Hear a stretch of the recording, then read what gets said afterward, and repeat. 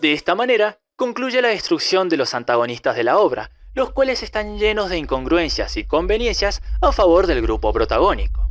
Analizando toda la situación, es que me cuestioné, ¿por qué sucedió esto? Una primera hipótesis giraba en torno a su fugaz inclusión en este arco. Sin embargo, esto es fácilmente refutado al considerar que los protagonistas no son la excepción.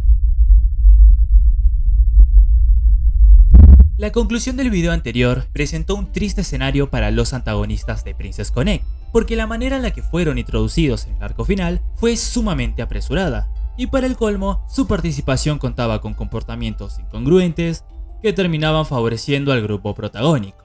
De cierta manera, dejé caer que por culpa de ellos se arruinó el epílogo de la adaptación. Sin embargo, esto se aleja muchísimo de la realidad, pues la desastrosa ejecución del clímax del conflicto también terminó afectando a los protagonistas. Así es como doy inicio a esta segunda parte, donde explicaré cómo es que este arco final logra no solo destruir a los personajes, sino que parece incluso burlarse de ellos. Hola, me presento. No soy crítico, soy Gus. El día de hoy explicaré cómo es que esta masacre llamada final de anime arruinó hasta los mismos héroes de la historia, empezando por nada más y nada menos que Yuki y su problemático rol de protagonista.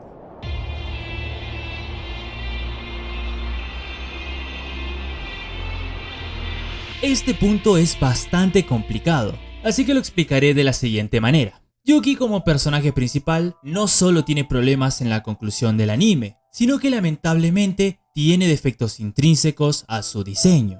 Con esto me refiero a que, por culpa de una construcción y desarrollo sin cuidado, su papel como protagonista de la adaptación no funciona, ya que parece desconectado del conflicto principal, y gracias a las conveniencias de guión, hasta se siente forzado. Para entender lo que estoy diciendo, debemos analizar profundamente su diseño. Yuki es un personaje concebido con un conflicto propio, la pérdida de memoria, y es a partir de esta que surgen aspectos como su personalidad o comportamiento, pero aún más importante, define las bases de su desarrollo. Cuando tomamos conciencia de ello, no solo podemos comprender las actitudes del personaje, sino que nos permite hasta predecir por completo su arco de personaje. Y la misma obra lo sabe, por esto se encarga de guiarnos a la obvia resolución, la recuperación de sus recuerdos. En la adaptación se refleja en pequeños fragmentos de memoria presentados en sueños o cuando utiliza su poder al límite. Sin embargo, no es hasta el séptimo episodio de la segunda temporada donde este tropo se coloca como el eje central de la trama. Gracias a la intervención de Foggy, el hada de los recuerdos, es que Yuki puede recordar a Twinkle Wish, su anterior gremio, y darle así una conclusión a su conflicto al encontrar renovada su determinación por proteger a sus compañeras actuales. Dicho de esta manera, y recordando lo mencionado anteriormente, podemos decir que es una evolución predecible pero satisfactoria, aunque este cierre se presenta con dos problemas fundamentales que decidí llamar reiteración y suplantación. El primer concepto hace referencia a que, lamentablemente, el desarrollo y resolución del conflicto de Yuki no es nada más que una repetición de lo ocurrido durante la primera temporada, para ser más exactos, en el 12º episodio. Aquí es donde, mediante un sueño, puede ver vestigios de lo ocurrido con Twinkle Wish, y luego de una intervención de Akira en el siguiente episodio, llega a una resolución: proteger a sus compañeras. Al comparar esta conclusión con lo ocurrido en la segunda temporada, notamos que llega exactamente al mismo punto de su evolución. La única diferencia existente entre ambos sucesos es que en el segundo se origina uno de los problemas más difíciles de abordar: la cronología confusa. Cuando hablo de cronología confusa, me refiero a que existe un conflicto en la manera de introducir los recuerdos de Yuki, ya que genera dudas sobre el punto de partida de la adaptación, es decir, el Red Dive del primer episodio. Partiendo de que este suceso es consecuencia de su muerte, en el mismo anime se presentan dos escenarios donde esto ocurre. El primero es cuando concluye su arco de personaje en el 13º episodio de la primera temporada, y el segundo en una conversación entre Akira y Ahmed en el 5º episodio de la temporada final. Si bien la adaptación deja caer que esta última es la que inicia todo, aún existe un problema, y es que la primera queda completamente inconexa de la narrativa. Con esto quiero decir que, a pesar de ser importante para el personaje, no sabemos cómo ni mucho menos cuándo sucedió. Para responder esta duda, tuve que recurrir a diferentes medios, como la wiki de Princess Connect o al mismo subreddit, y es gracias a sus usuarios que puedo entender la cronología y así poder conectar ambos sucesos. Aquí los voy a presentar de una manera resumida, y es algo así lo que sucede. La primera muerte donde protege a Yui sucede en el juego precuela llamado Princess Connect. Para evitar ahondar en spoilers, diré que Yuki sufre el primer Redive tras esa pelea, y da paso al juego llamado Princess Connect Redive, siendo esta la historia principal. Al llegar a la batalla final, Yuki muere protegiendo a Pecorin y Ames le presenta dos opciones. La primera y canónica sería volver al combate para derrotar a Mana. La segunda sería repetir el Redive, y de aquí es donde se desprende el anime, pues esto es lo que vemos en el quinto episodio de la segunda temporada. Si bien ahora todo sí se encuentra conectado, esto despierta un problema mucho más grave, y es que como adaptación fracasa rotundamente. Con esto me refiero a que el anime deja huecos de guión que son imposibles de explicar si solo nos basamos en lo que vimos en ambas temporadas, y nos obliga a movernos a otro medio para entender la historia al completo. Por ende, no es funcional ni independiente de su obra madre. Es decir, fracasa en adaptar al personaje. La incompetente escritura de Yuki, irónicamente, concluyó con una historia inconclusa, llena de huecos argumentales y destruyendo el potencial que tenía como protagonista. Contando con una pésima base, solo podíamos esperar que se dirija a un final mediocre, y lamentablemente, así fue, ya que durante la resolución del conflicto, Yuki sufrió el síndrome del protagonista japonés, poniendo el guión a su favor y buscando ser el centro de atención. Esto se ve reflejado en la llave de Kokoro, uno de los power-up que trasciende la conveniencia para convertirse en un completo sinsentido. Lo voy a explicar de la siguiente manera. A lo largo de las dos temporadas, se planteó que el uso de su poder sobreexige su cuerpo, provocando daños irreparables o incluso la misma muerte. Sin embargo, no logra romper este limitador entre comillas mediante su propio esfuerzo, sino que fue gracias a la aparición de esta herramienta que genera aún más huecos de guión. Para empezar, ¿de dónde salió la llave? Más allá de ser introducida en el quinto episodio de la segunda temporada, no se tiene más información sobre su origen.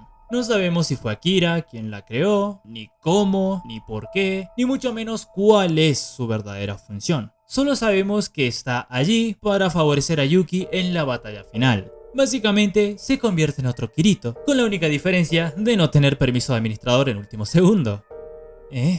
¿Cómo?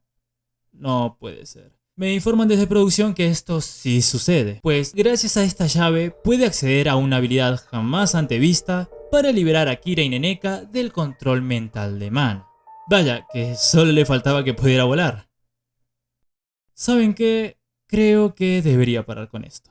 Fuera de bromas, es ridículo pensar que un personaje pueda tener tantas mejoras en cuestión de segundos. Todo gracias a un elemento que aparece de la nada para solucionar todos sus problemas y volverse así el centro de atención en el combate final. Para el colmo, esto no termina aquí, ya que Yuki termina cayendo en un drama completamente ilógico y novelesco para generar tensión en el espectador. Claramente, estoy hablando de la herida Houdini.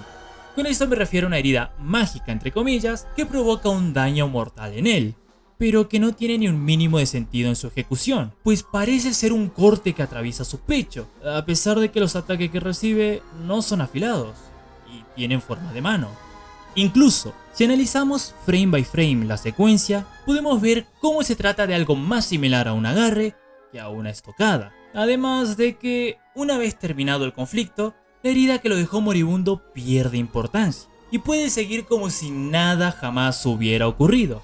Por eso mismo la nombré como mágica, pues varía en función de lo que la trama necesite.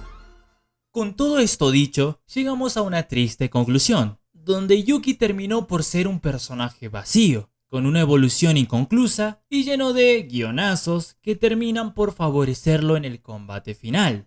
Lo único que faltaba era que Yuki dijera Ore wa Princess Connect. Así es como termina por volverse un personaje con un rol protagonista que se siente artificial y forzado. Pero lo peor de todo lo mencionado aquí es que todas estas conveniencias tienen una razón de ser.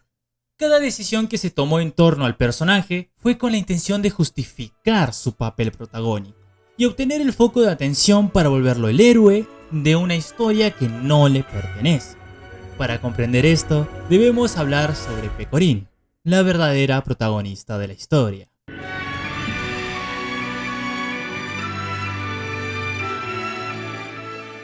Este punto nos invita a que analicemos en profundidad el concepto de protagonista dentro de la obra, pues la adaptación nos permite cuestionar este rol y entender que existe un error fundamental en la percepción del mismo.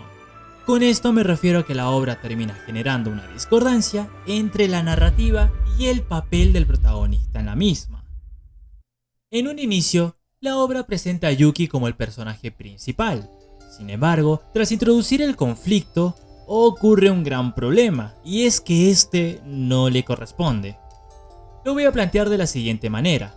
El conflicto de la obra podría resumirse en la mentira sobre la princesa y el reino, donde la participación de Yuki es fundamental, pero no es la pieza central del mismo, ya que este lugar lo ocupa Pecorín, la verdadera princesa, junto a Mana, la usurpadora del trono. De cierta manera, la obra plantea un escenario futuro donde ambas deben combatir para resolver este conflicto, es decir, están destinadas a enfrentarse. Pero la adaptación le arrebata esto a Pecorín para convertir a Yuki en el héroe de la historia, y a esto me refería cuando hablaba del segundo punto, es decir, suplantación. Este sostiene que la adaptación buscó transferir el papel protagónico de manera forzada y artificial, logrando poner a Yuki como el centro de atención a través de las conveniencias que mencioné anteriormente. Realmente es curioso cómo una adaptación puede generar tal problemática por no saber dirigir a sus personajes. Porque sí, esto es exclusivo del anime. En el juego, los principios del conflicto son exactamente iguales, pero este logra poner al jugador, es decir a Yuki, en el papel del protagonista gracias a diferentes recursos, como el enfoque del conflicto, la conexión directa con su precuela, donde fue también protagonista, y más importante, la capacidad de tomar decisiones. Con esta base, se buscó devolverle la gloria de protagonista a Yuki, sin entender que la adaptación narra los mismos sucesos, pero desde la perspectiva de la princesa, donde brilla más por su poca participación en cuanto a diálogos y a acciones en comparación con su versión original. A pesar de este error en el planteamiento de la obra, Pecorín logra brillar como protagonista y cuenta con un impecable desarrollo, a excepción de los últimos episodios, donde sufre de la enfermedad llamada guionistas de Side Games. Aquí aparecen dos problemas. El primero es pequeño pero digno de mención, y el segundo es la destrucción de una parte fundamental del personaje. Partamos por el problema más insignificante. Este se presenta durante su enfrentamiento con Jun, capitana del gremio Nightmare, donde recibe un golpe letal. La herida recuadrada en un tremendo plano detalle indica que es de suma importancia durante el combate, y se ve que Pecorín sufre muchísimo dolor a causa de la misma. A diferencia de lo recién mencionado, vuelve a suceder la magia que hablamos en el apartado de Yuki, es decir, ocurre otra herida Houdini, pues al finalizar el combate simplemente desaparecen los defectos y puede mantener un combate frente a frente con Mana sin problema alguno, tema el cual traté en profundidad en la parte anterior de este video. Ahora profundicemos en el último problema, y desde mi perspectiva, el más complejo de tratar.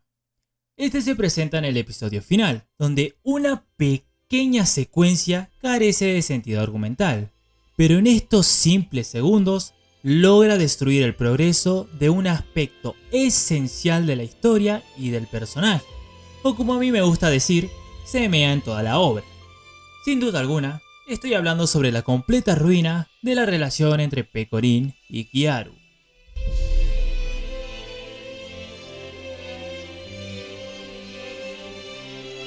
Lo sé, puede parecer una exageración sostener que solo unos segundos tienen el poder de arruinar una trama, y de hecho es muy común pensar así, pero ¿Qué sucede específicamente en esta situación? Lo plantearé de la siguiente manera. Uno de los aspectos principales de Princess Connect Redive son los lazos entre los personajes, y en la adaptación se decide profundizar especialmente en uno que tiene una gran carga narrativa. En líneas generales, se desarrolló satisfactoriamente y con mucho respeto, hasta que llegamos a su conclusión, donde la escena más importante y a su vez el cierre de la relación fue ejecutada de una manera nefasta, al punto de minimizar su importancia y, peor aún, desechar toda la construcción de la misma. Para explicar a este punto, traje a una vieja conocida y a mi fan número 1, Lu Sensei. Hola chicos, me toca hablarles de este punto. Empecemos con una pregunta. ¿Por qué es importante? Como Kus mencionó anteriormente, uno de los puntos clave de la obra son los lazos. Y a partir de estos es que se construyen tanto las historias individuales como la narrativa principal. Así es como el grupo protagónico sufre una subdivisión en base a sus relaciones, teniendo por un lado maestro y sirviente con Yuki y Kokoro respectivamente, y por el otro Pecorine y Kiaru, con una conexión más complicada. Con esto no estamos diciendo que se lleven mal, sino que, por el contrario, el hecho de quererse mutuamente provoca que el conflicto de la obra se vuelva más complejo. Esto sucede porque ambas están relacionadas directamente con el mismo, pues la identidad de Pecorine fue arrebatada por Mana, personaje al cual Kiaru sirve ciegamente. Tomando esto como base, tenemos un escenario donde la gata tiene una íntima relación con las principales partícipes del conflicto, lo que la coloca en una posición extremadamente difícil, pues debe de elegir entre la chica que le dio cariño incondicional y buscó su bienestar o decantarse por la primera persona que la aceptó y le dio un sentido a su vida. Gracias a sus lazos, tanto con la heroína como con la villana, se trazó un camino donde ambas deberían enfrentarse y ella de por medio debería elegir un bando, lo que finalizaría en un enfrentamiento inevitable contra Pecorine. Claro, esto sería hablando sobre la importancia narrativa general de la obra. Ahora, ¿cómo afecta a cada una de las involucradas? La relación entre el dúo protagónico tiene una dinámica más que interesante, ya que la evolución como personaje de cada una está intrínsecamente ligada a la fuerza de su lazo.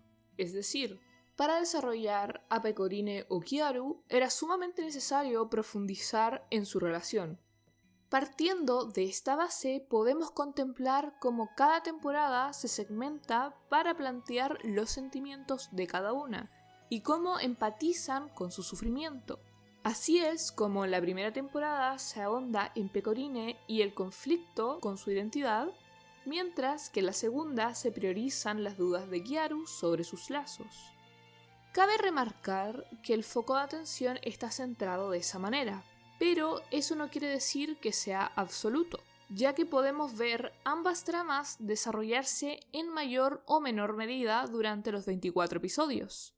Volviendo al punto, ambos arcos de personaje dependen de su lazo, lo que da lugar a que su evolución esté centrada en la confianza, valor y alegría que se despiertan mutuamente, generando estos sentimientos que parecían trascender la amistad y a su vez pánico al rechazo. Este miedo nace de la misma relación, pues el hecho de esconder secretos tan importantes como la identidad de Pecorine y la misión de Kiaru generaba dudas sobre la reacción de la otra y terminaba con una constante represión de sus sentimientos. Si quieren saber más sobre la relación de Pecorine y Kiaru, aquí mi pana Kus les dejará un link para que vayan a ver el video de las dos esposas, donde obviamente mi pana Kus también participó. Con esto listo y con el spam ya hecho, les devuelvo a Kus, porque si llegaron a este canal claramente vinieron a escucharlo a él y no a mí. Comprendiendo el contexto gracias a la explicación de Lu, llegamos al tercer acto, es decir, al enfrentamiento entre ambas, donde la premisa no estaría en el intercambio de golpes, sino en expresar sus sentimientos de una vez. Por suerte, esta parte fue ejecutada de una manera correcta, verosímil e incluso emocionante. Sin embargo, esto no es nada más que el clímax de su relación, dejando su cierre para más adelante. Este momento llega en el último episodio, donde Kiaru sufre tras ver a Mana, su ser querido, ser consumida por su deseo y estar a punto de autodestruirse. El gran problema llega luego de esto, donde está cerca de perderla para siempre y se da paso a la escena más lamentable, incoherente y anticlimática que he visto en mucho tiempo. Cuando Kiaru necesita valor y fuerza para salvar a su ser querido y escucha la voz de Yuki. ¿Se dan cuenta de la gravedad de esta decisión? Escribieron a ambos personajes, es decir, Pecorin y Kiaru, de tal manera que su evolución fuera de la mano, creando así una relación con un peso narrativo inmenso y forjando un lazo inquebrantable gracias a los desafíos que vivieron juntas. Y a pesar de esto, ¿cómo es posible que en el momento más importante para la gata, escuche a Yuki?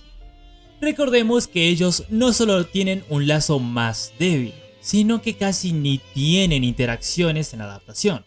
Supongo que la intención estaba en recrear este romance entre comillas que existe en el juego. Sin embargo, los motivos que se utilizan en la obra raíz para explicar esta relación son que Yuki la ayudó cuando lo necesitaba, estaba a su lado en los momentos más difíciles, le dio valor, entre otros tantos que en el anime están más bien relacionados a lo que Pecorin hizo por ella a lo largo de ambas temporadas. No me cabe dudas de que la relación entre las protagonistas de esta adaptación fue desperdiciada, pateada y escupida para luego mearse encima.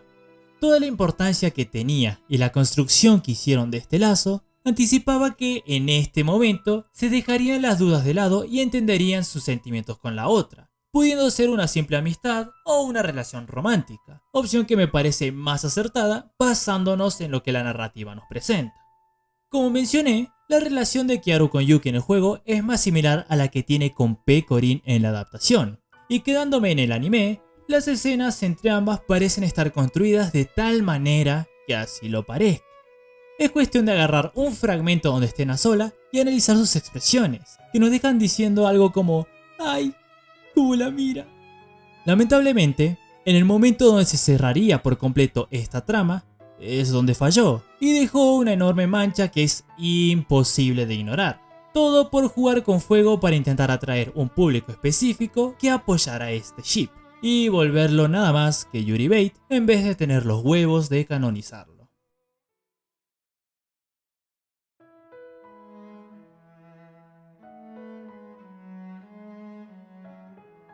Con todo esto dicho, llegamos al final del recorrido, donde fueron necesarios 2 videos para poder abordar todos los fallos e incongruencias que presentó la obra.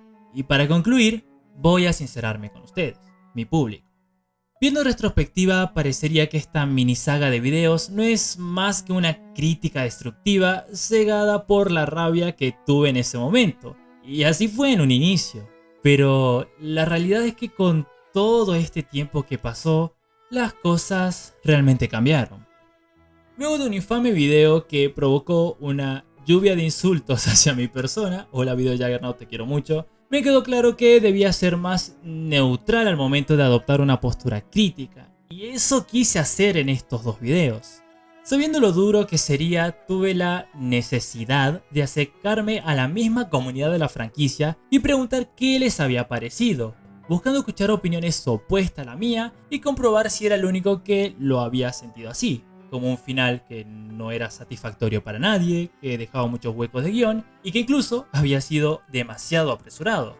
Así es como me metí al Reddit de Princess Connect y con mi inglés de norte argentino intenté hacer lo mejor posible para preguntarles qué le había parecido, esperando probablemente algún que otro insulto, alguna que otra crítica hacia mi persona o más que nada apoyo a el final de este anime. Pero me llevé una gran sorpresa de este fandom.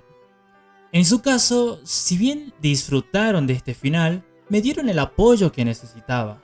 pues algunos sí sintieron que fue apresurado o que, en palabras de ellos, podría ser mejor. Al día de hoy, al mirar otra vez estos últimos 3 episodios, no siento lo mismo.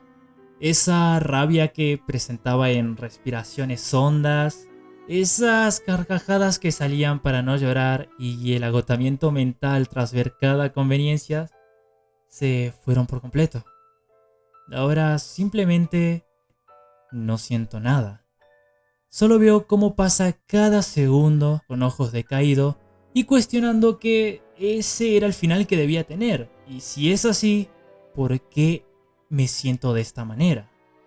La respuesta era más que obvia, y es que Princess Connect Redive es una hermosa obra que habla sobre la identidad y la importancia de los lazos, lo mismo que la adaptación logra crear en el espectador con sus personajes, al punto de poder compartir la inmensa montaña rusa de emociones que nos hacen sentir en cada episodio.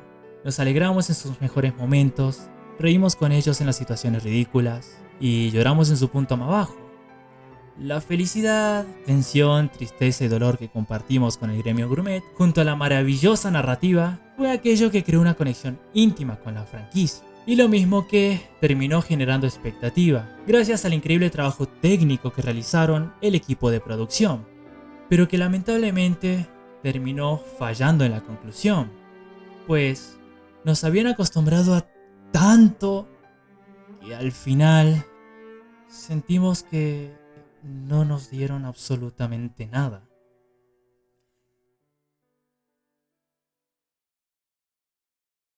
Así concluye este video, expresando la decepción que me provocó una de mis obras favoritas. Recuerden que si disfrutaron del video o por lo menos les entretuvo, pueden apoyarme a través de una pequeña donación en Ko-fi. El enlace estará en la descripción del video.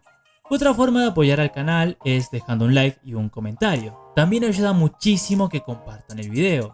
Suscríbanse para futuros videos y no olviden seguirme en mis redes sociales. Aquí me despido, soy Kuz y nos vemos en la próxima.